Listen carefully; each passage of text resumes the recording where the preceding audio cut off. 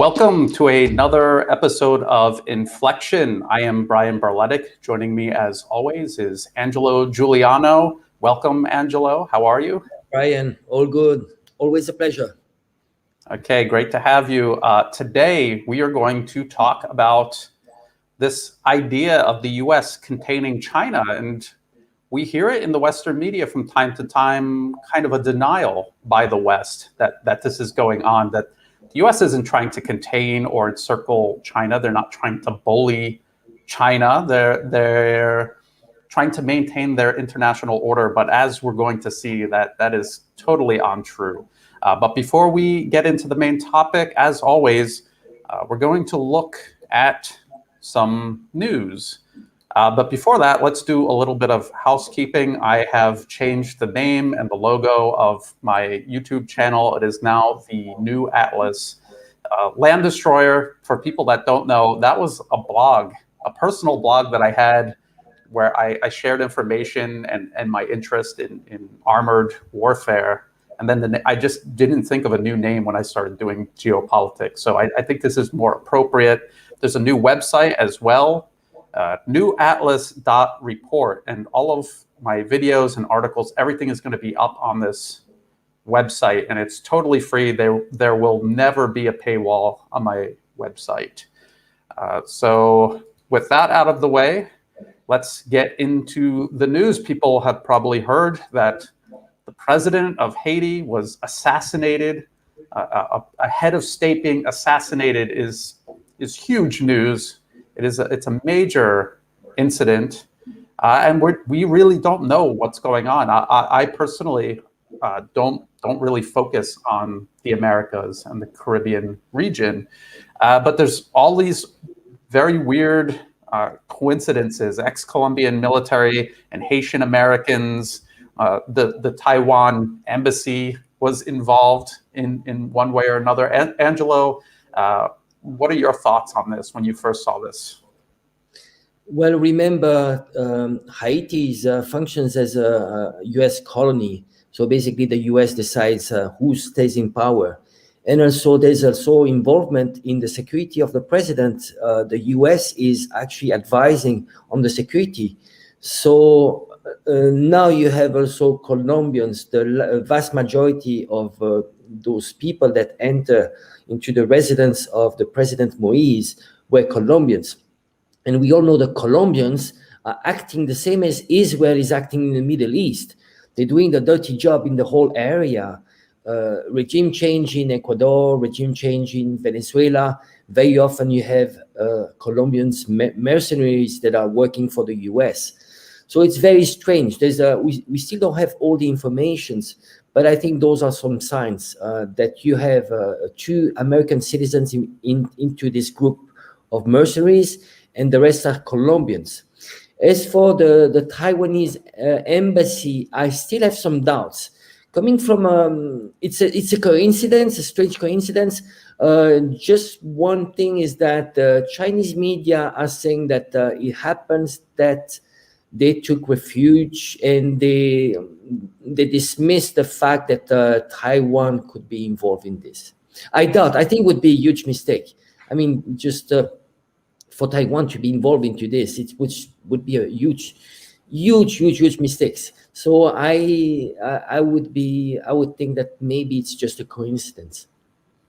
It's possible. I mean, you would have to look at the map. You would have to see where everything happened, and why would these assassins think of going to this building that Taiwan has there?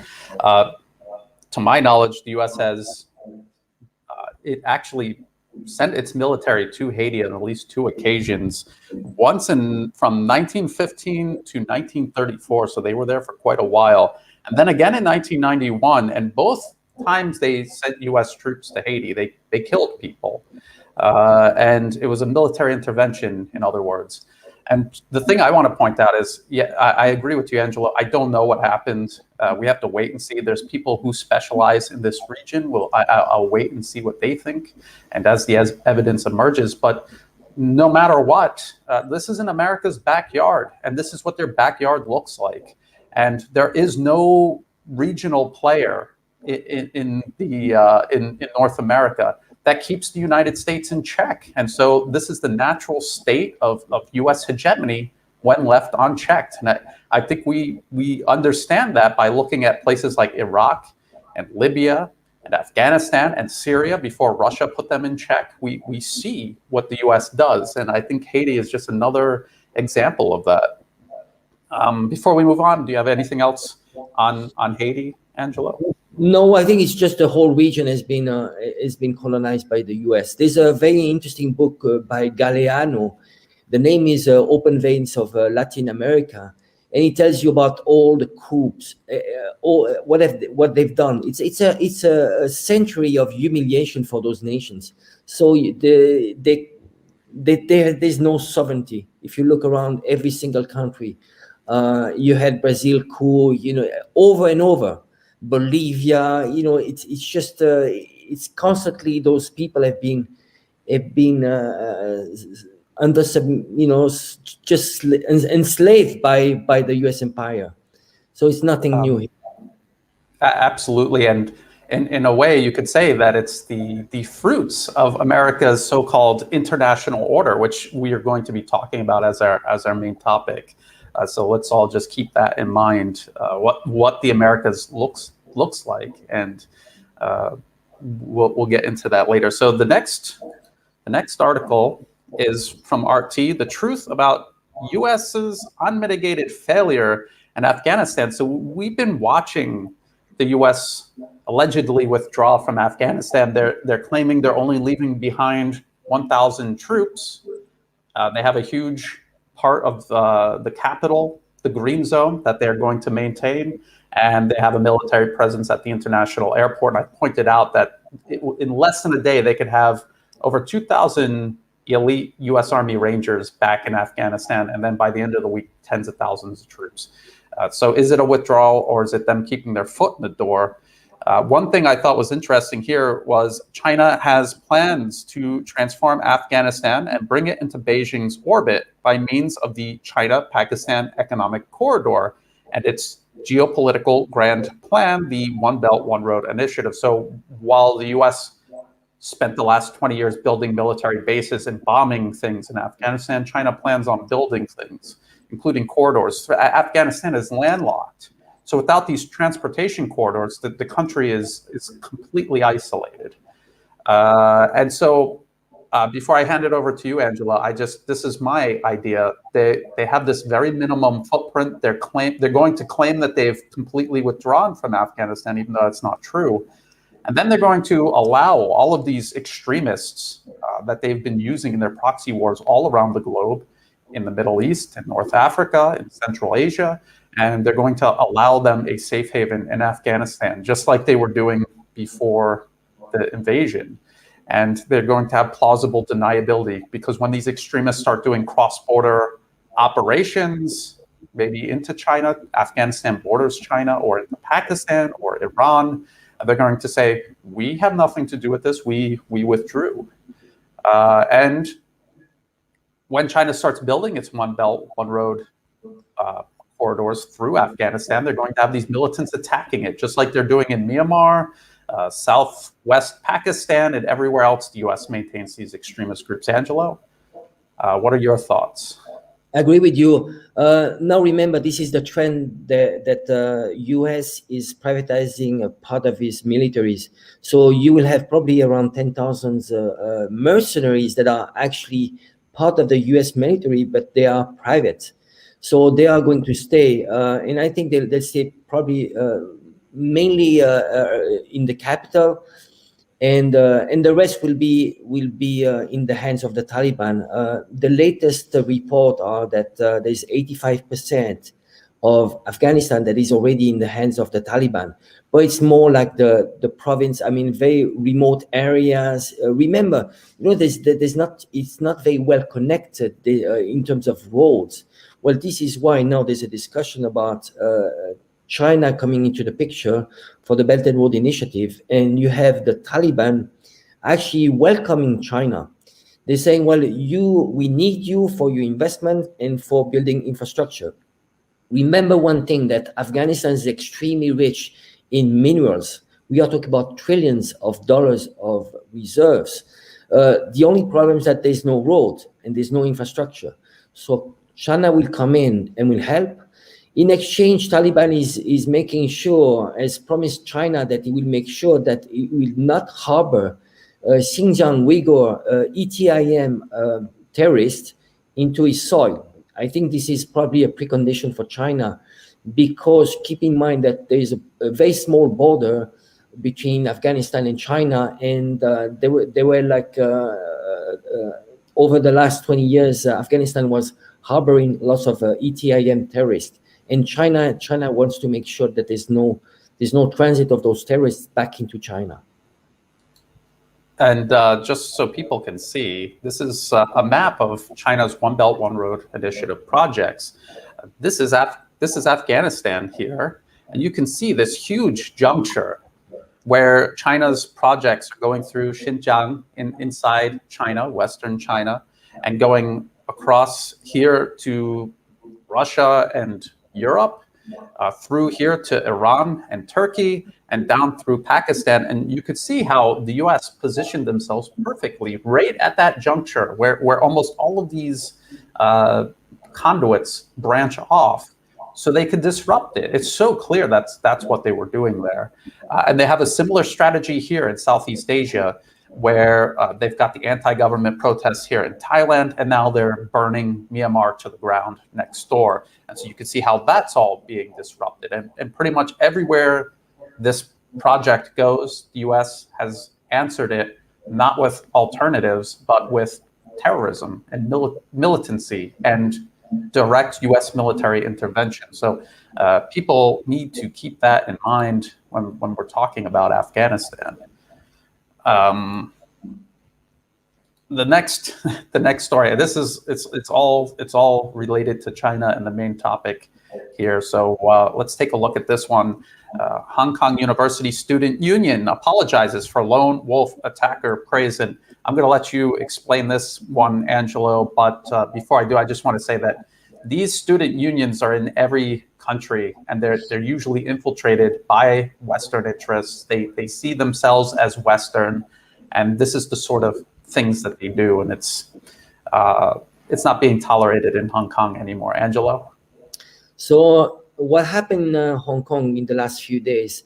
On 1st of July, there was an attack on a policeman. So a policeman was stabbed, and the attacker stabbed himself, and he just died just right after. So it's clearly a sign of a radicalization of Hong Kong. So what happened is that you have less protests. But what is happening, there's less people, but they're much more radicalized. And what Hong Kong is facing is a possibility of terrorism. So they found also material for bombs. They arrested a group of 9 people. Within those 9 people, there were 6 students, high school students. So can you imagine how radicalized are those kids? What do they know about politics? What do they know about the whole geopolitics behind this, and even history of their own country and city? So it's very sad. So what happened after these terrorist acts? You had local people that were actually glorifying these terrorists. And if you look at international laws, whenever it comes to national security laws, glorifying terrorists, it goes against national security laws. I give you an example. In France, when there was a Charlie Hebdo attacks, you had people just making a few jokes. We were talking about comedians making jokes, and they were arrested because under the law called apology of terrorism. So here you have in Hong Kong this whole problem of kids in social media glorifying these terrorists. And this is why now there's a huge debate in Hong Kong to say, well, we need to be much stricter. So my opinion is that right now in Hong Kong, it's the national security law is way too lenient if you compare to what is applied in Europe and in the US. Yep, and I think in this case, though, The national security law is working because no sooner did this student union say this, they were basically forced to retract it, publicly denounce it, and if not, maybe they would have faced legal problems, and they should. And this is what every country needs to do to clear out this foreign interference, because this radicalization and these protests, as we've shown many, many times, it was all backed by the US government. They were being supported by these US-funded organizations. Their leaders were practically running them out of Washington and the Oslo Freedom Forum. This may not evoke the spirit of the barricades, but the teaching here is to be successful, to topple a government for good, you have to be organized and to plan meticulously. And activists here have been involved in helping to organize the current protests in Hong Kong. Their plan to put thousands of people on the streets of the territory was in fact hatched nearly 2 years ago. China has a right to do this, and Hong Kong's local government and police have a right to do this. They have a right to defend their country, their territory, their city. And I think that's what we're seeing here, no matter how the Western media tries to portray it. The next article, Myanmar rights violations under scrutiny from new task force. Let's see what this new task force is that's going to scrutinize the human rights violations. And I'm sure it's going to be not just the government, but also the opposition, right? No, it's not. So they're saying a new task force was launched on Monday to investigate evidence of human rights violations in Myanmar, more than 5 months after the military army ousted elected leader Aung San Suu Kyi and plunged the Southeast Asian country into turmoil. I think they need to find new editors. The British government-funded project, Myanmar Witness, said it would be sharing information with the United Nations Independent Investigative Mechanism for Myanmar, which is probing suspected international crimes in Myanmar. And we saw this in Libya and Syria. The West creates these fake monitoring groups, and they just feed propaganda into the UN to justify Western intervention. That's all this is. And let's look at the British Foreign Office that's funding this organization, Myanmar Witness.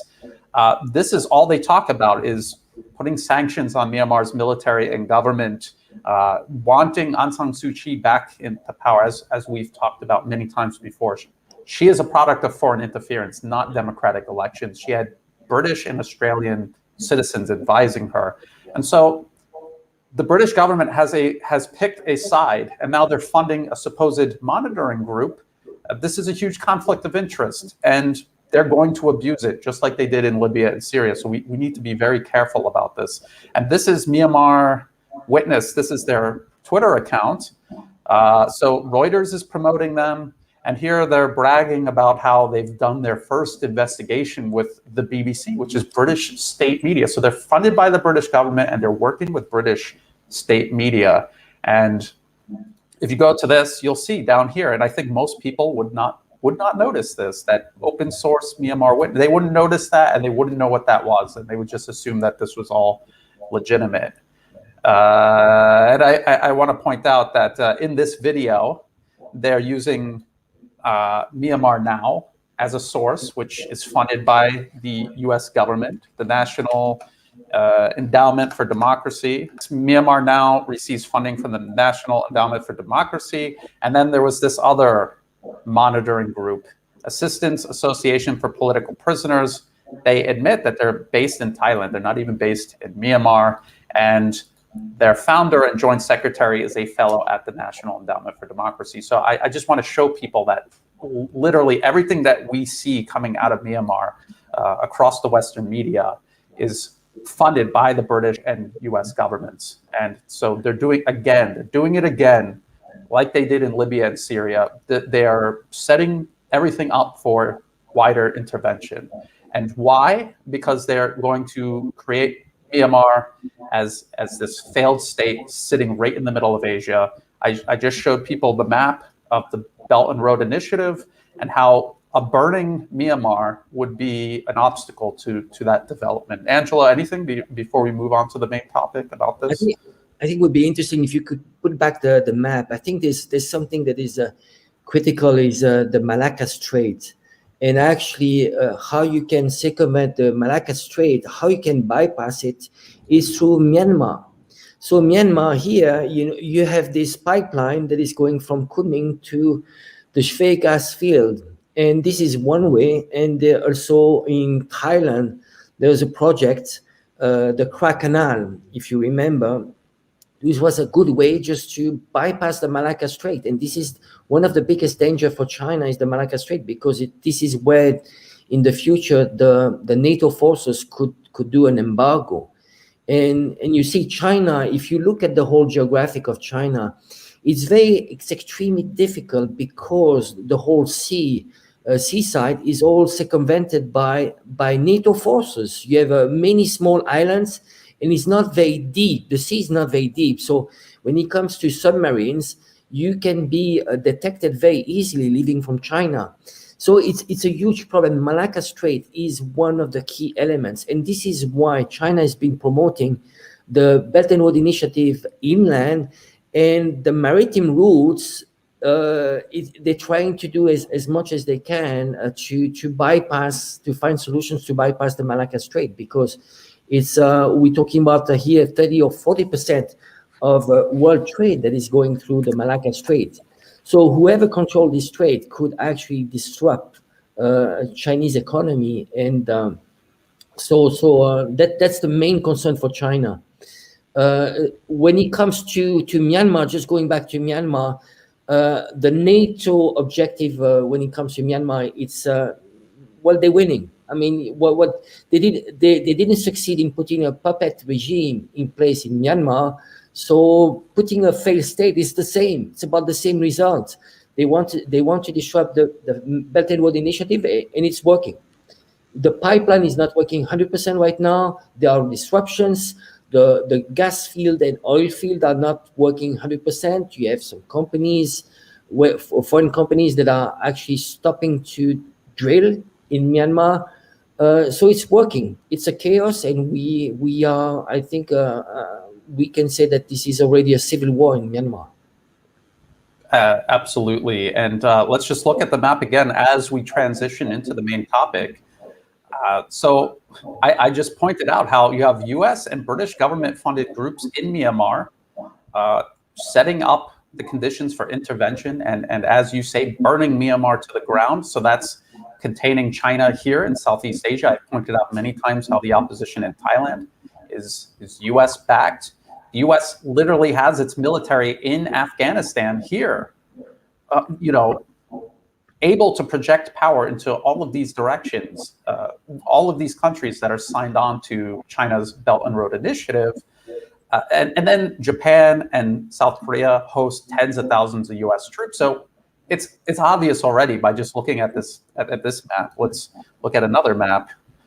Okay, this makes it much clearer how the US is literally encircling and containing China militarily and through political subversion. So it's very obvious, and why the West tries to deny this is beyond me. I think it's not really to trick China. I think they're very well aware of this.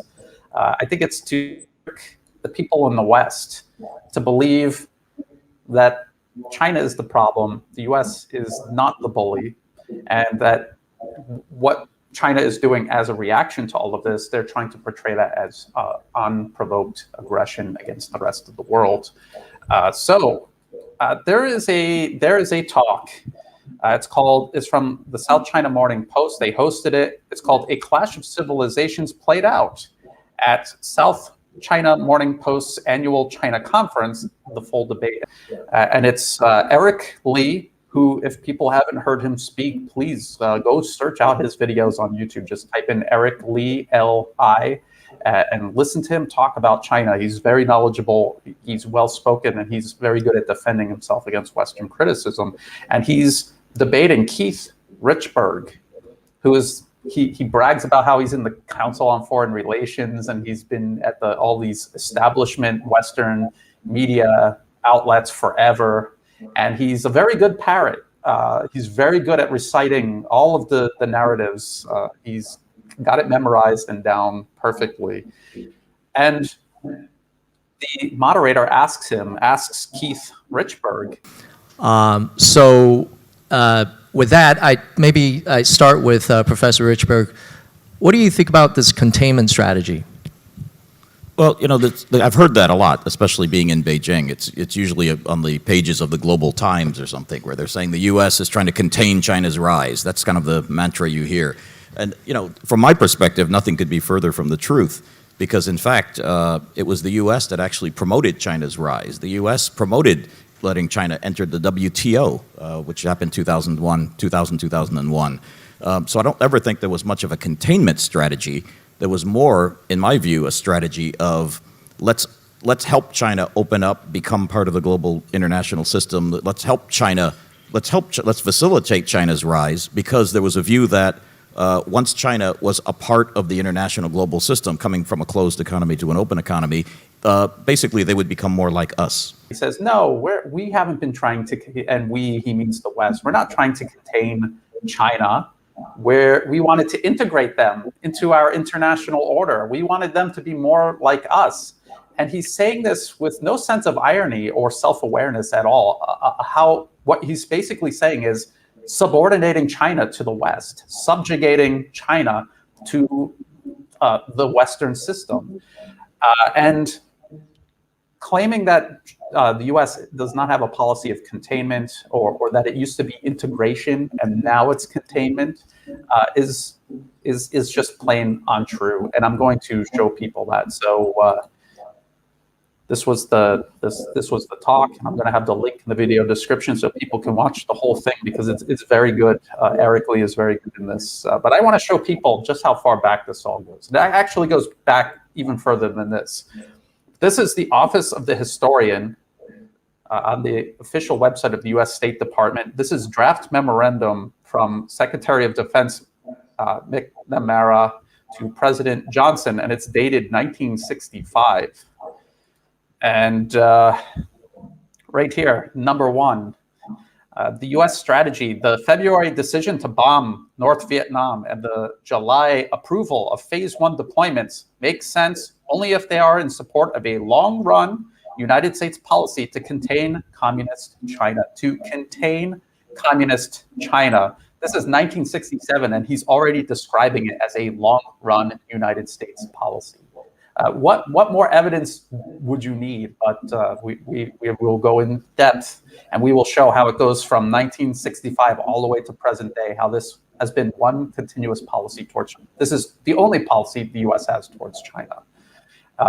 So I think it's very important that people see the context and the thinking that goes on behind this policy. Like Germany in 1917, like Germany in the West and Japan in the East in the late 1930s, and like the USSR in 1947, looms a major power threatening to undercut our importance and effectiveness in the world, and more remotely but more menacingly to organize all of Asia against us. And then they show down here, there are three fronts to a long-run effort to contain China. Again, long-run effort. And they say, realizing that the USSR contains China to the north and northwest, which is now no longer the case because the Russian Federation and China have very good relations.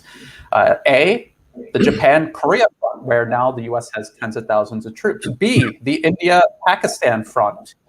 And C, the Southeast Asia front. So again, this is all the way back in 1965. So before we continue, Angelo, what are your thoughts on this? Like, this is pretty much case closed already. But what do you think? 1965, this is quite shocking. And again, it comes always to history. There's no way you can understand the world of today if you don't go back to history. And I think the minimum is 1917. What happened in 1970s? It was 17.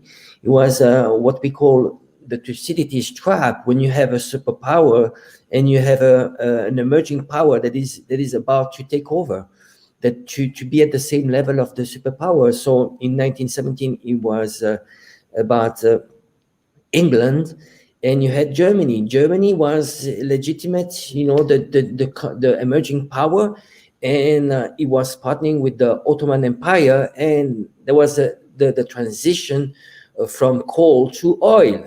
And the Ottoman Empire had all the oil. There was what we call the Baghdad ban, was going from Germany all the way to Baghdad. So it was critical just to attack Germany back then. So you see, everything makes sense. What we have now with China is exactly the same. You have China, which is emerging, which is getting to the same level of the US, and the US doesn't want to relinquish this position. But the problem is that Chinese are, I think there's a huge misunderstanding about what is China, the whole culture, and Chinese aspiration. It's just about learning about history. Has China been hegemonic power? How many wars China has fought? If you see the last 50 years, there was a few skirmishes with Vietnam and India, but otherwise China doesn't have aspiration to expand. It's a country that is focusing on itself and its people, and it doesn't want to expand. It's very simple. Just look at how many military bases China has abroad. It has only one military base abroad, and it's in Djibouti. And in reality, actually, the Djibouti base is for UN. It's Africa UN peace force. It's for the UN peace force that they have a base in Djibouti. But otherwise, China wouldn't do. Doesn't have that aspiration. And even I think even the day that it will be maybe twice the size of the US economy, China still will not want to take that position, a hegemonic position. It's believing in the multipolar world, and so we are into this transition. Now it's about will the US and the NATO forces have the wisdom to accept that the world is changing and it's going to be multipolar or not. Again, what is a confrontation would mean there's a risk of a nuclear war, and nobody wants that. So what I think you. Sorry. Go ahead. No, what you take on this, Brian? I think it all goes back to history. It repeats itself. So just China taking over, and there's a huge egos there. I think the US again. When we talk about the US, it's the elites. It's a very small minority of people that wants to hold into power. They wanted to contain China unless they could find a solution that China would become a fake democracy run by the elites, but it didn't happen. China became a market economy, and it's not run by the rich. It's run by the people, because the CPC represent the people. This is a huge difference. If you look at the Congress in the US or the Senate, do they represent the people? No, they're all multimillionaires, all of them. Yes, and I think actually you made a couple of really good points there. One, about NATO and the US, really essentially, that they're needing to accept reality, and we're going to get into that. What a flawed premise it is to think you can contain China. From the very beginning, it's a flawed premise, which means everything after that is doomed to failure. And you also mentioned egos, and we're going to go into, we're going to kind of profile one of these policymakers who has been involved in this for a very, very long time. I think he's actually the next one that we're going to show you, just because I want to show people from 1965 to today and everywhere in between, this has been what the US is obsessed over. They have no humility, and it's their ego, and they have this flawed premise that they should run the international order, and so let's just go to the next one, because I think it'll make it very clear. So I don't know how familiar people are with Robert Kagan, but he's one of these creatures that exists in academia and in these corporate funded think tanks. I do believe his wife is Victoria Nuland, who was in the government. So it's all nepotism. His wife is in the government. She was the one handpicking the next government for Ukraine. And he has a brother who's in a think tank, and he has a wife who is in her own think tank, and they go gallivanting around the world. But I want to show people the year 1997. This is when he wrote this. And tell me if this isn't the blueprint for all the rhetoric we hear today about China. What China knows that we don't. The case for a new strategy of containment. So there we go from the 1960s, they're talking about containment. Robert Kagan in 1997 talking about containment. And I actually have an article here where I pulled out the key quotes. At one point, he says, the present world order serves the needs of the United States and its allies, which constructed it. So when they say integrate China into this international order, they're talking about an order that was created by and for the US and its allies. And then China is going to be subordinated to it. And I think we've talked about this many times, Angelo, how you cannot represent only 4% of the world and then subordinate the rest of the world to your agenda. It doesn't make any sense. It's completely crazy. It makes no sense at all. And we see China, and we're going to go over the metrics toward the end, how much bigger China is than the United States, even at this point. But anyway, let's just keep going through this. This is how Washington policymakers really think. The present world order serves the needs of the United States and its allies, which constructed it, and it is poorly suited to the needs of a Chinese dictatorship. Trying to maintain power at home and increase its clout abroad, Chinese leaders chafe at the constraints on them and worry that they must change the rules of the international system before the international system changes them. And we're going to remember Keith Richburg saying that was the whole plan, was to change China to be more like the West. And so you could see Keith Richburg parroting Robert Kagan and Robert Kagan parroting policymakers from the 1960s. It's just one continuous agenda with the same ideology at the center. And quite frankly, it's this racist imperialism that has prevailed throughout the West for centuries now, but to be frank. And then down here, there's a couple more key quotes. I want to point this one out because this is the containment strategy. He's alluding to it here. Chinese leaders worry that they will play Gulliver to Southeast Asia's Lilliputians, with the United States supplying the rope and stakes. And if people aren't familiar with this story, it's this guy who was traveling around. His name is Gulliver, Gulliver's Travels. And he found himself on this island with these tiny people. And he was washed up on shore and he was kind of sleeping. And when he woke up, these little tiny people all working together tied him down. So this is Robert Kagan saying the United States is going to give the rope and the stakes to Southeast Asia. They're going to tie down China. And back in 1997, this was when they were getting ready to put Thaksin Shinawatra into power in Thailand. They were trying to get Aung San Suu Kyi into power in Myanmar. They had Anwar Ibrahim in Malaysia. They were trying to get him into power. They were trying to overthrow Hun Sen in Cambodia. But at the time, Hun Sen was actually a team player with the West. He's since switched sides wisely. So at that time, that's what they were doing. And we can still see this continuing to this day. I'm going to get into Robert Kagan a little bit more here, Angelo, but I want to get your thoughts on just this. And one more thing. This is basically like the map we just showed, but this is from one of these, the Strategic Studies Institute. It's from a policy paper, 2006 String of Pearls report. And this was them talking about encircling China through these maritime routes and ports. Angelo? That is such a great article again, Brian. It's a great job. And already back then in 2012, you were quite in advance. What you were talking about in already 10 years ago, nobody was talking about this. Not many. So very well done for this article. Again, here, what you can see is this sense of superiority. And I think the problem is that it's the highest level of ignorance.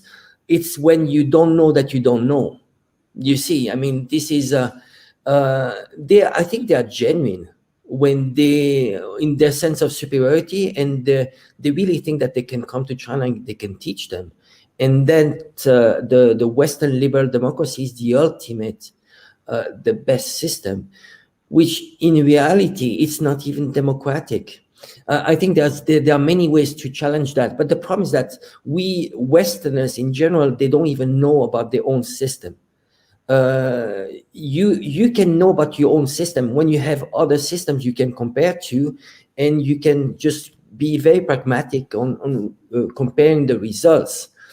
I just want you to give you an example of how we can be ignorant on our own system.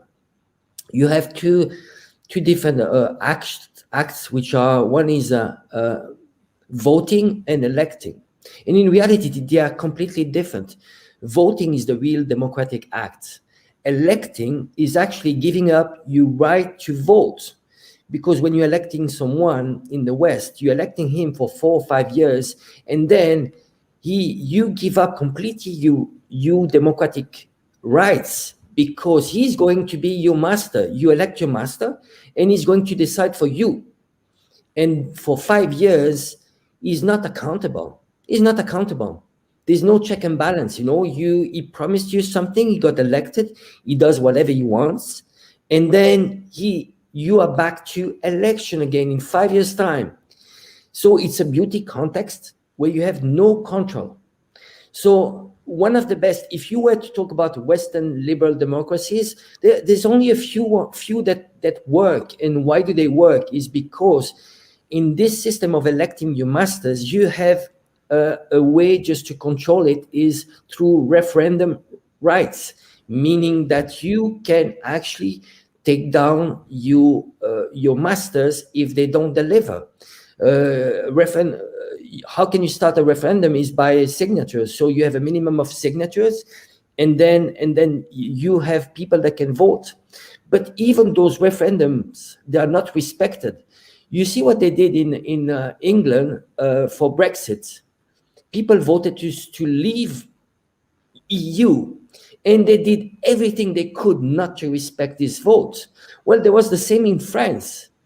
In France, when there was a Maastricht vote, it was for or against the EU constitution for France, people voted no. And you know what they did? Sarkozy, the President Sarkozy, he came back 1 year later with the Treaty of Lisbon, which was exactly the same as the Maastricht Treaty, but it just changed a few words, just some cosmetic, and he forced upon people. So you see, we need to do a self-reflection on our own democracies. Keeping in mind, one thing which is very important, where the democracy and the system is decided is when you are writing the Constitution. The Constitution is the rule of the game. So remember, whoever decides the rule of the game is the one that is controlling the game. So if you are giving the right to write the rules to your masters, to the people that actually you should be protected from, they are the danger. So you're giving them the right to write the rules. That's a complete mistake. The rules need to be written by the people, because you need to protect yourself against the elites. That is the main problem. And I think, again, I'm going back to history, how people have no knowledge about history. A lot of people are related democratic system to the French Revolution. They take this as an example. But going back to that history, people, they did the revolution in France was not about democratic rights. People had no knowledge about those rights. And what they wanted was just bread. Most of the time, people went into the street was not for democratic rights. It was for bread. And then if you go back to really what happened in France during the revolution, they ended up having the right to vote, but only a tiny minority. You know who they had the right to vote? Only people who were paying taxes. Back then, people paying taxes were only the rich people. So you see how ignorant we are about our own history. We are ignorant about our own history, and then we want to go to China and trying to compare Chinese system to ours. So I would say first, learn about your own system. do some self-criticism, and then try to understand Chinese system.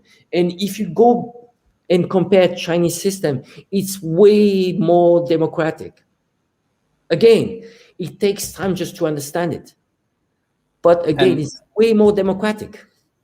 And I want to point out, those are all real good points. And when you really think about it, Western so-called democracy is a system of control, not of the people over their representatives, but the other way around. And you see this play out in every single country. And like you were saying about joining the EU or leaving the EU, they'll just keep holding the referendum over and over again until the elite get the answer that they want. And so that's not democracy. And about the French Revolution, they got rid of the king, and then they ended up with an emperor, Napoleon. So where was they're going backwards. And France today is still an imperialist country. They got their military all over their former colonies in Africa, and the country itself is run by elite special interests, just like everywhere else across the West. And you were saying about the system in China, this is a key point. It's results based. Are they delivering? That's what Eric Lee. That's why I recommend people listen to him. It's about, is the government delivering? That is where they get their mandate. And if they're not delivering, they would not be able to be this successful as a nation, as a whole. And so we saw this. And if you watch that debate with Keith Richburg, that's all he keeps talking about, we want to see them more democratic. We want to see, because they want that system of control extended over China. That's what this is all about. It has nothing to do with really believing in freedom and democracy. They know that Western liberal democracy is a system of control, and they just want to extend it over China. And you were talking about elitists. And by the way, I did write that back in 2012, but all I did was read and repeat what they were saying themselves. So it's really, it took no brain power on my part. So this Robert Kagan guy, this just to get inside his head and understand US policymakers. This is something he wrote in 2000 about Colin Powell. And this is all about Iraq and the original US intervention, Desert Storm. And he's talking about how Powell was not a good pick for Secretary of, what was he, Secretary of State? Or Secretary of State under Bush. And he's saying how he wasn't a good pick because he's very cautious, and he's normally going to decide against military intervention. And it's this part down here where he's like, Colin Powell was wrong because Colin Powell wanted to draw the line at Saudi Arabia and just accept that Iraq had invaded Kuwait and not get involved. Because from his point of view, the US shouldn't be an empire. But from people like Robert Kagan's point of view, it is an empire, and it should take back Kuwait and then push into Iraq. And this is what he has to say. This gives us great insight regarding their view on China. So he's saying all of these warmongers were right. Powell's judgment at this historic juncture was dreadful. Had Bush followed his advice, Saddam would now be dominant in the Middle East and a potent figure on the world stage, flush with a decade's worth of revenues from conquered Kuwaiti oil fields, controlling a decisive share of the world's petroleum supply, and backed by a victorious and confident army loaded for bear with modern weaponry. Had there been no Desert Storm, and hence no inspections to reveal and curtail Saddam's hidden weapons program, Iraq would now be bristling with missiles carrying nuclear, chemical, and biological warheads. How is that any different than the US, a nuclear arms nation that destroyed Iraq many times over, is next door destroying Syria? How is it any different than what the US has turned the Middle East into? Yeah, so do you see how, for Robert Kagan and people like him, it's American exceptionalism. When the US does it, it's okay. If someone else does it in their own country, it's not okay. It's not okay for there to be a dominant power in the Middle East that's not American, that's not controlled by America. And this is exactly how they view China. Angelo. Yeah, again, here, what you are showing here requires a lot of research. Average people don't have access to those information, or it requires time and interest. People, what you see, mainstream news is a condensed version, not exposing exactly the empire aspirations. So here, sadly, it's about a sense of superiority. But I think this arrogance. I think the worst thing is the arrogance of thinking. I think the worst is when you think you know and you don't know. In reality, even though in 1965. The West was already planning for the demise of China, how they would integrate China into this new world order. Keep in mind that China, since 1949, they were starting to prepare the plan of what they are doing now. They knew that this would happen 50, 70 years in advance. This is how China plans. So I can give you many different examples. Even the internet. Why did China from day one, they banned Google, Facebook, Twitter, and so on? Because they knew those would be the tools for a color revolution in China. They knew, they made a few mistakes. In 1989, this was already an operation for regime change. But again, the West with China, when it comes to China, they're playing with a chess master. And the biggest mistake is to underestimate the chess master. Oh, one thing, Angelo, I just want to point this out, and then I want you to continue because that's very important. A lot of people say, Brian, why did the U.S. help China rise? The U.S. wasn't trying to help China rise. They were putting all their factories over there so that they could integrate China into the U.S.-controlled international order. And you were just talking about 1989 and the ongoing regime change attempts against China. That was when they were going to try to switch everything over. That's why they were maintaining that foothold in Hong Kong and Taiwan, was to do this regime change, have all their factories there, and then once the regime change was done, integrate China. That was the whole plan.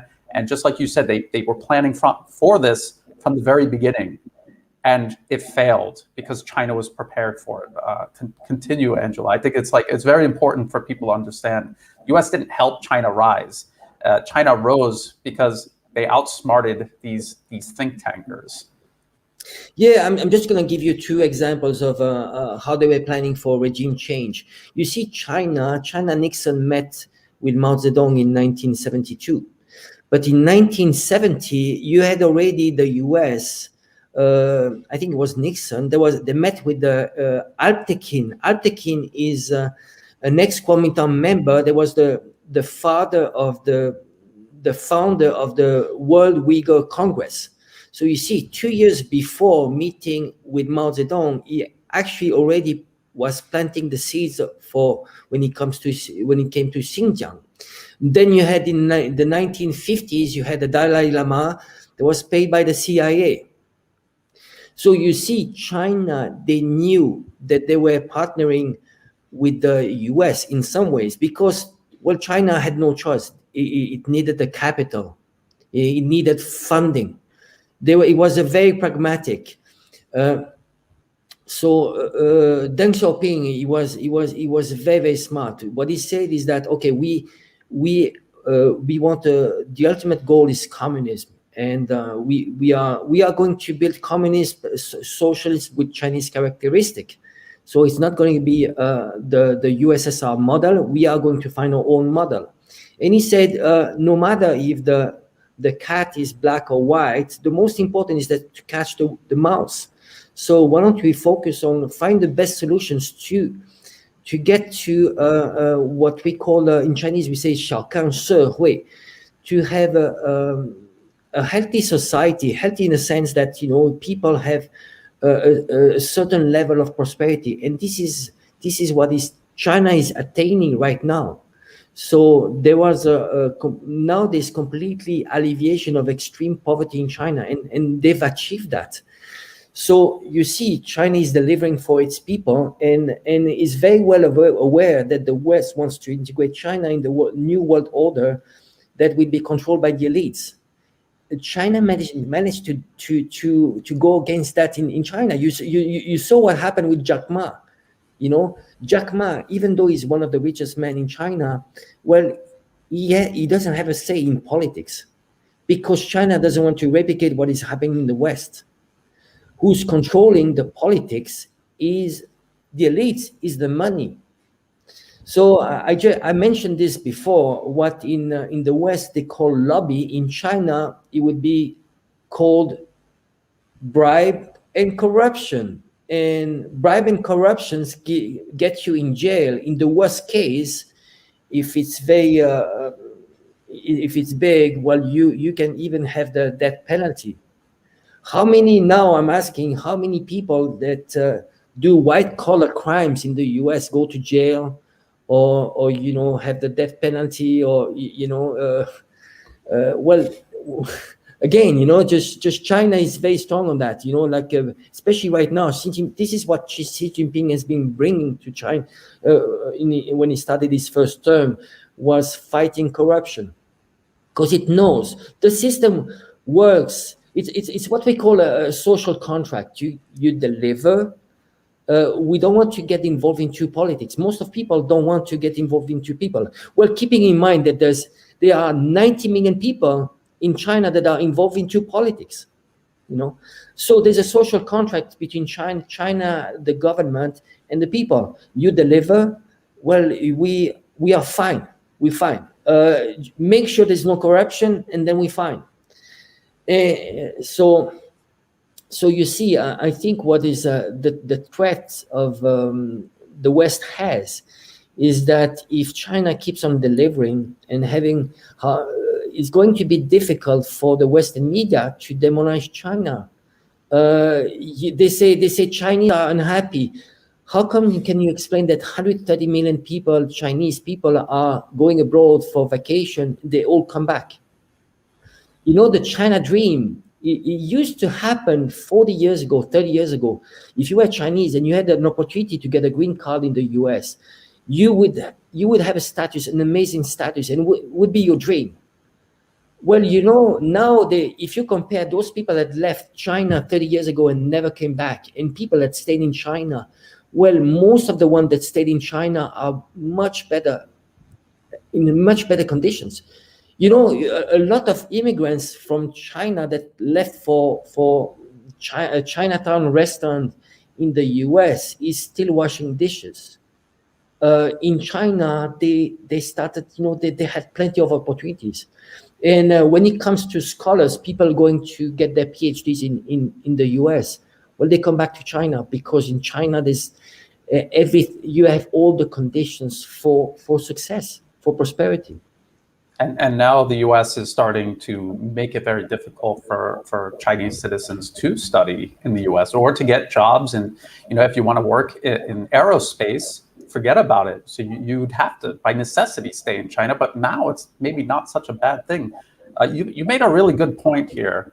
And we've talked about this before, about how China started out as like a very strictly communist model, but then they reevaluate it. And just as you said, results, they're focusing on results. And if they're not getting the results that they want, they will modify their system to get those results. And so it's a constant process of reinventing themselves to continue getting results.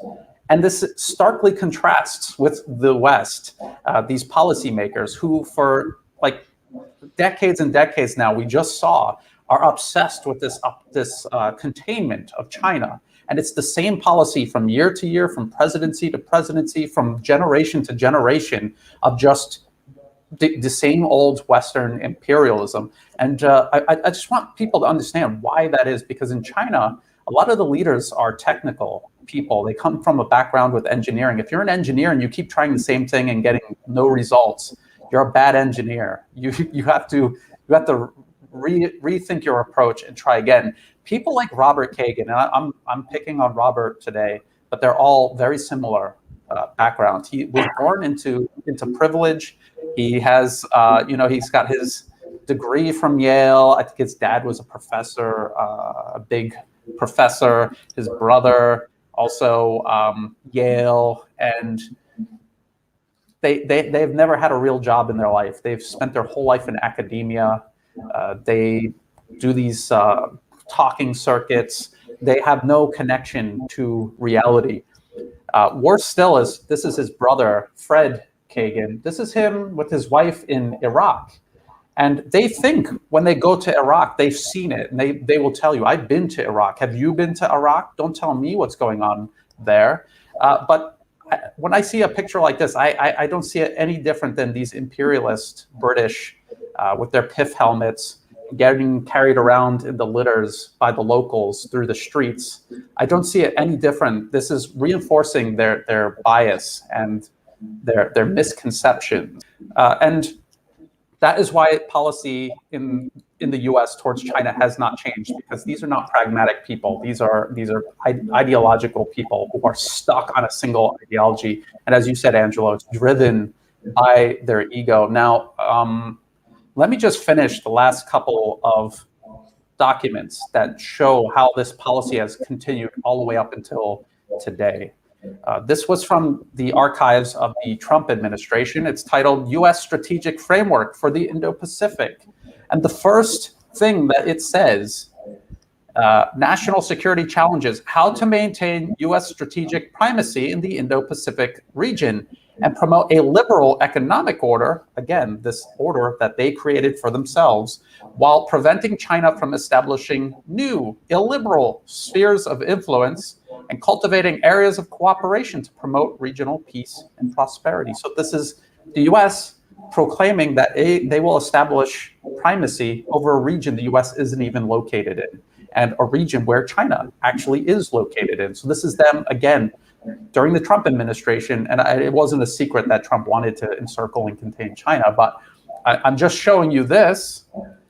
And then there was this. This is from the official U.S. Congress website, and this is the Countering Chinese Communist Party Malign Influence Act. It's really has a ring to it, and they're talking about spending how much? $300 million every year until 2024 for basically anti-China propaganda, and we already see the product of. I'm not sure if this. I don't think this is passed. They're saying it's introduced, but we already see this propaganda war ongoing against China, and again, as part of encircling and containing China.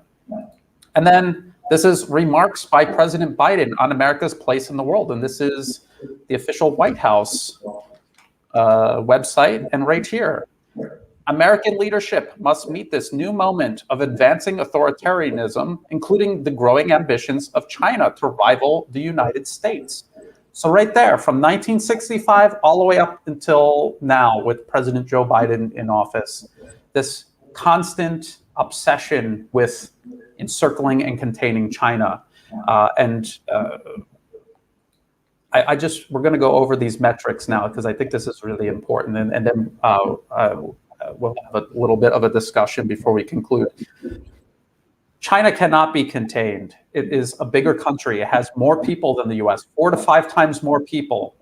This is the number of science, technology, engineering, and mathematics graduates graduating every single year, 4.7 million in China, a little more than 500,000 in the United States. These are people who are going to contribute directly to technology, innovation, infrastructure, things that make a nation great. The United States cannot compete. This number is not going to change. This will never reverse. They just have a bigger population, and now they are reaching a developed status as a nation. Angela, you talk about this a lot. The United States only representing something like 4% of the entire global population, and yet they presume dominion over the entire planet. Again, makes absolutely no sense. You see China, India. The U.S. really would love to use India as a battering ram against China, but as you go through this list here, it's only until you get to Japan where you find an obedient servant of Western foreign policy. And then after that, Germany, all the way down here, and maybe Turkey. Maybe. They're kind of on the fence nowadays. So it's not looking good for the U.S. These metrics do not add up to an international order created by the U.S. to serve it continuing any longer. It really is over for them. The numbers do not add up. And then the last metric that I want to show people, and then let's talk about this a little bit. This is right now. This is for Thailand.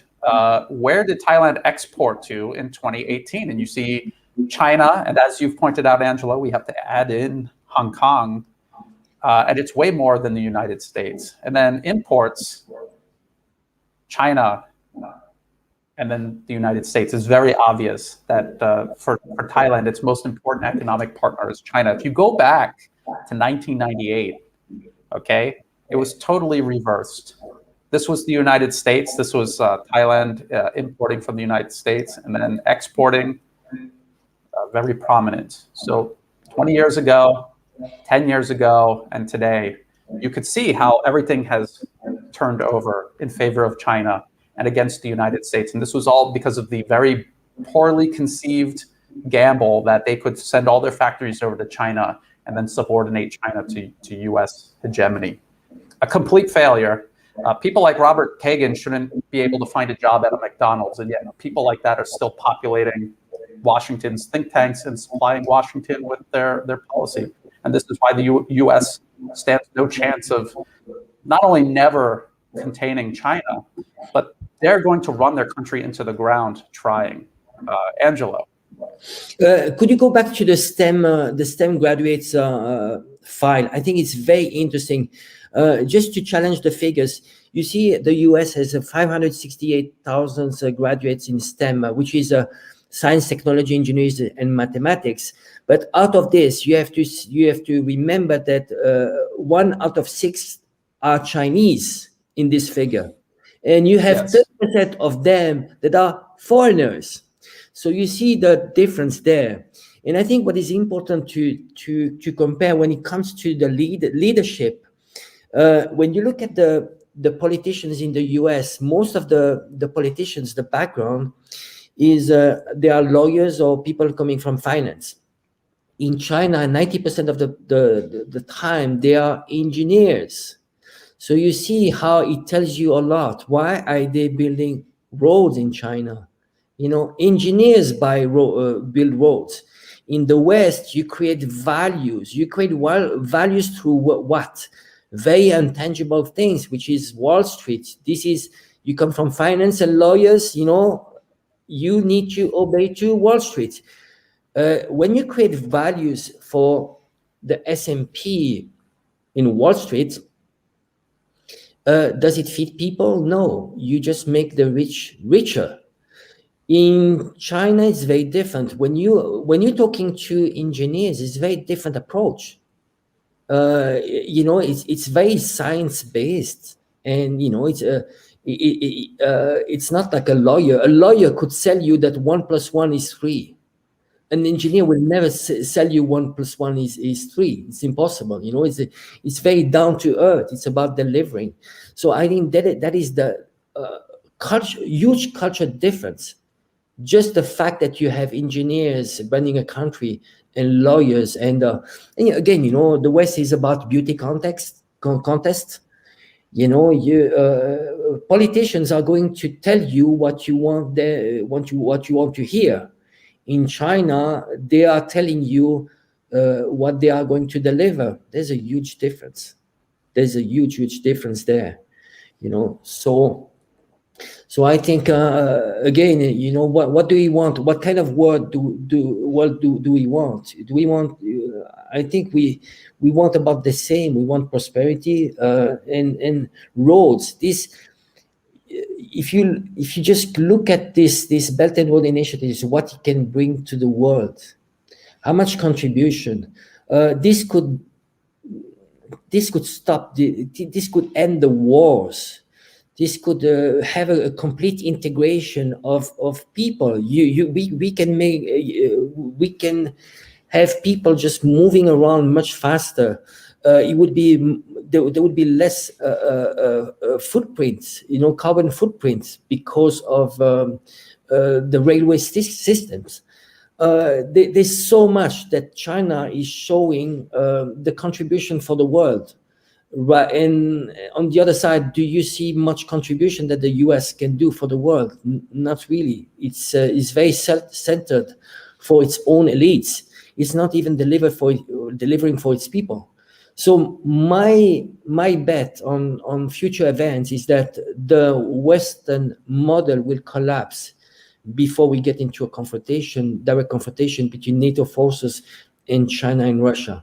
And you saw it in the when you had the riots, when you start to have riots in the US, and when you have 50% of the population that I don't know how many, but probably the Trump movement that was contesting the elections was maybe 30%. When you have 30% of people that do not accept the result of the elections, you can guess what could happen on the next elections.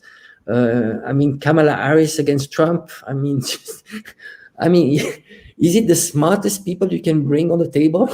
It's crazy.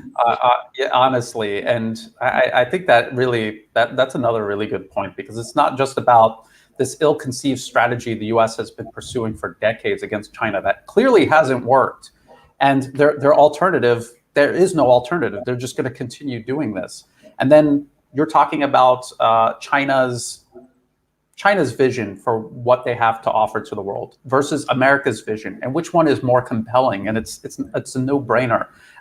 People want development, they want progress, they want cooperation. They don't want an endless war on terror. They don't want U.S. ships sailing off of China's coast. People like stability. Business people like stability. Ordinary people need it to prosper. And this is what the U.S. is denying everyone all around the globe. And we showed the map, and maybe we'll put it back up on the screen again. Everywhere where China is working, the U.S. is sowing instability. And this isn't just instability. This is people's lives being destroyed. Millions of people's lives being destroyed in these wars, these interventions.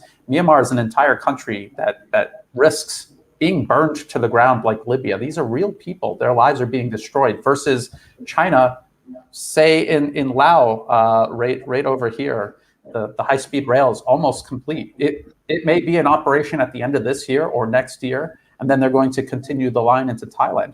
This is going to improve people's lives. It's a no-brainer who has the more compelling vision for the world. And this is what we're seeing now, the frustration from the Robert Kagans of the world and the Keith Richburgs of the world, who have this smug arrogance about their superiority, but it's not adding up anymore. They're starting to see the cracks in their own facade. And unfortunately, they're the last ones to see it, because everyone else sees it. I guess the way we're going to end this is the title of this episode is U.S. Containment of China. Is it fact or fiction? My verdict is it's a fact. The U.S. definitely is trying to contain China, but it's fiction because it's not working. It's not going to happen. Angelo, what are your thoughts? What's your verdict? Same as you.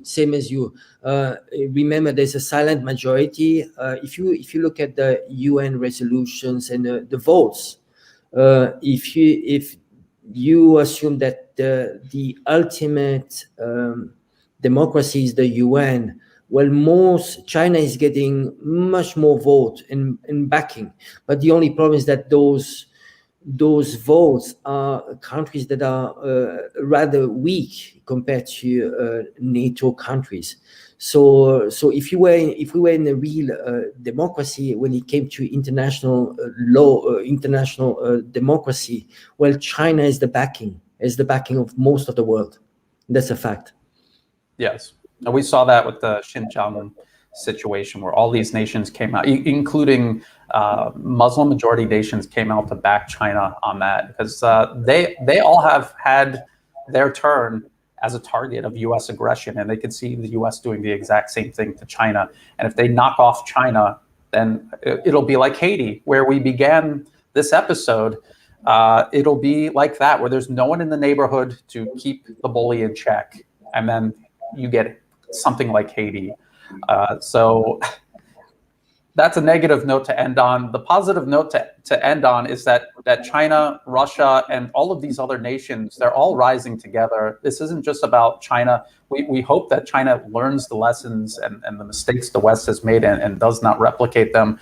The way they're creating their system, they're building in checks and balances to prevent this. We just have to hope that they continue doing this over time. And so I think the future looks promising, but there's going to be this chaos as the West comes to grips with its failure and the loss of its hegemony, which is something that I think they thought was impossible, and the day is here. Angelo, any last thoughts? All good. I think it was another great one. Thanks, Brian. Thanks for people listening to our show, and looking forward to the next one. Okay. So thank you, Angelo, for your time and your expertise. As always, greatly appreciated. Everyone watching, check the video description. We have so many links to all of these stories that we were talking about, all of this information. It's all in the video description below. And stay tuned for next week. And until then, bye for now.